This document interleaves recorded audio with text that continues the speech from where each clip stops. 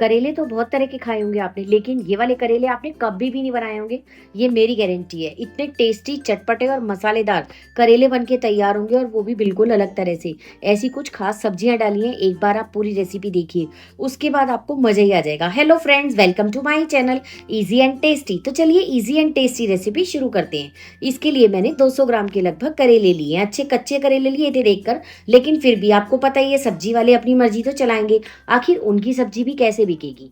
तो इसलिए मैंने करेले लिए, उनको मैंने इस तरह से बस ऊपर नीचे का पार्ट अच्छे से पहले धोया, उसके बाद काटा और काटना शुरू करा। ये देखा तो इसमें से एक करेला पका हुआ निकल गया, पर कोई बात नहीं, अगर करेला पका हुआ निकल जाए ना तो उसके बीज को डिस्कार्ड कर दीजिए, काफी हार्ड होता है और बाद में खाएंगे तो स्वाद में तो अच्छा होता ही नहीं, साथ में पेट में दर्द और कर देगा। और आप इस रेसिपी को जब अपने घर में ट्राई करेंगे ना, तो आपके ये दिमाग में एक क्वेश्चन जरूर आएगा कि ये कड़वे तो नहीं बनेंगे, पर मेरी गारंटी है बिल्कुल कड़वे नहीं बनेंगे।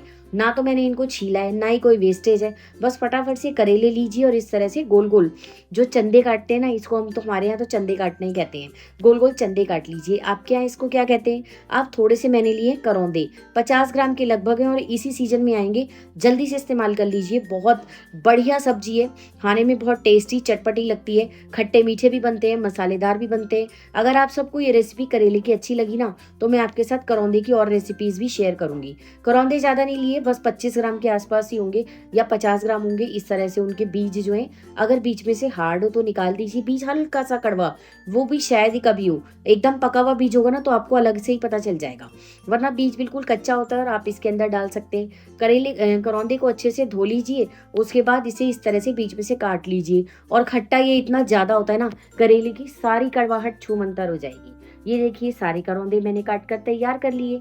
अब थोड़ी सी मैंने ली है प्याज।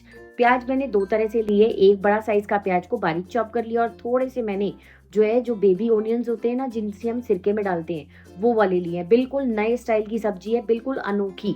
एक बार पूरी रेसिपी देखिए, उसके बाद आपको पसंद आए अपने घर में ट्राई कीजिए, लाइक कीजिए, शेयर कीजिए और सब्सक्राइब जरूर कीजिएगा, और एक प्यारा सा कमेंट भी कीजिएगा। अब कढ़ाई में सरसों का तेल ले लेंगे, पहले तेल को अच्छे से गर्म करेंगे ताकि उसकी झांस खत्म हो जाए। उसके बाद करेले डालकर बिल्कुल सुनहरे होने तक इसको फ्राई कर लेंगे। फ्राई कर लेने से करेले का कड़वापन वो काफी हद तक दूर हो जाता है। ये देखिए, मैंने इसे 2 से 3 मिनट तक अच्छे से मीडियम हाई फ्लेम पर फ्राई कर लिया और करेले अच्छे कुरकुरे हो गए हैं। अब हम इन्हें एक प्लेट के अंदर निकाल लेंगे। ये देखिए, करेले हमारे अच्छे से बिल्कुल सुनहरे हो गए हैं, तो बस अब हम इन्हें एक प्लेट में निकाल लेंगे। और बचा हुआ जो ऑयल है ना, करेले के कारण इसका कलर देखिए बिल्कुल हरा हरा सा हो गया है, लेकिन ये सिर्फ करेले की वजह से है। मैंने 10-12 वो बेबी ऑनियंस लिए हैं, छोटे वाले प्याज। अगर आपके पास ये अवेलेबल ना हो तो एक ही प्याज के 4 टुकड़े कीजिए और उनको इस तरह से अच्छे से सुनहरा फ्राई कर लीजिए।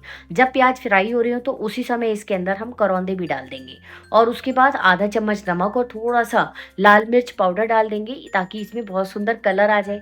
आप सब्जी का फाइनल लुक देखेंगे तो हैरान रह जाएंगे, बहुत टेस्टी लग रहा था और एकदम टेम्पटिंग और खाने में बिल्कुल मजेदार।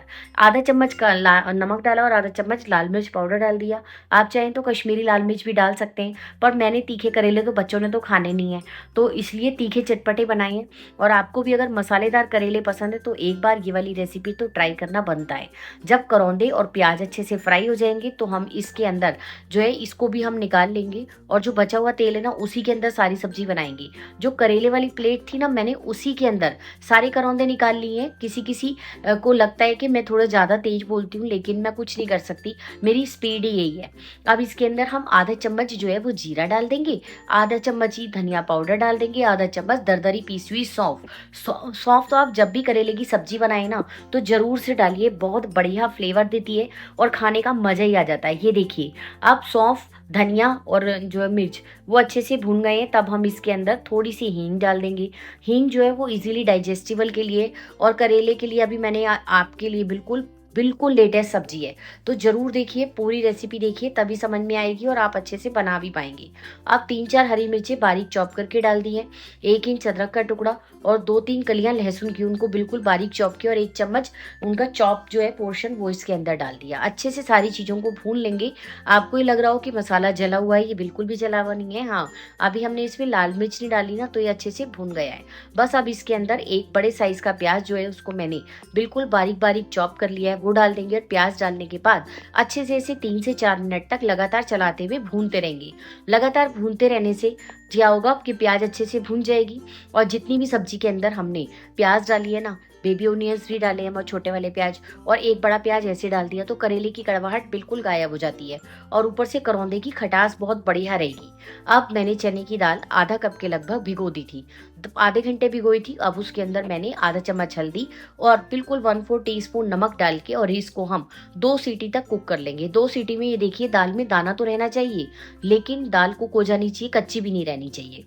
इतनी देर जो प्याज हमारा है ना वो अच्छे से भुन गया है, तो इसलिए इसके अंदर जो है हम मसाले डाल लेंगे। ये देखिए प्याज कितना अच्छा सुनहरा हो गया है।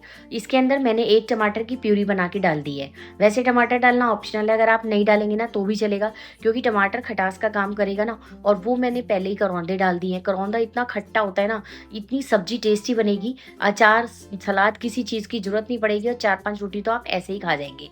अब टमाटर मैंने सिर्फ कलर करने के लिए डाला है। अब थोड़े से मसाले डालेंगे। आधा चम्मच मैंने हल्दी पाउडर डाला है, क्योंकि हल्दी हमने दाल को बॉईल करते हुए भी डाल दी है। आधा ही चम्मच मैंने इसके अंदर धनिया पाउडर और 1 छोटा चम्मच कश्मीरी लाल मिर्च पाउडर डाला है और थोड़ा सा नमक डाल देंगे। नमक हमने करौंदे भूनते हुए भी डाला है और दाल में भी डाला है, तो सोच समझ के और ध्यान से डालिएगा अपने टेस्ट के अकॉर्डिंग। ये देखिए कितना अच्छा एकदम चटपटा मसालेदार मसाला हमारा भूनकर तैयार हो गया है। बहुत ही अच्छा मसाला बन के तैयार हुआ था और सबको बहुत बढ़िया लगा, देखने में बहुत बढ़िया और खाने में तो एकदम सुपर लाजवाब सब्जी बन के तैयार हुई थी। हाँ, बच्चे ना खाएं तो आप उसमें से करेले निकालिए और बाकी की दाल उनको दे दीजिए। ये देखिए अब हम क्या करेंगे, इसके अंदर जो करौंदे और प्याज और हमने करेला फ्राई करके रखा है वो इसके अंदर डाल लेंगे और इसे 1 से 1.5 मिनट तक अच्छे से भून लेंगे। बस ज़्यादा नहीं भूनना, क्योंकि करौंदे हमारे अच्छे से पक चुके हैं, प्याज भी पक चुका है और करेले हमने बहुत बढ़िया से फ्राई कर लिए हैं। तो बहुत ज़्यादा देर अब इस सब्जी को बनाने में हमें नहीं लगेगी। वैसे आप चाहें तो इसको ऐसे भी इस्तेमाल कर सकते हैं, क्योंकि ऐसे भी ये खाने में बहुत टेस्टी लगने वाला है। पूरी प्रॉपर सब्जी तैयार है, लेकिन आज मैं करौंदे को और करेले को बना रही हूँ चने की दाल के साथ। बिल्कुल नई रेसिपी, आपने कभी भी यूट्यूब पर ये वाली रेसिपी करेले और चने की दाल की नहीं देखी होगी, तो आप एक बार इस रेसिपी को अपने घर में ट्राई जरूर कीजिए।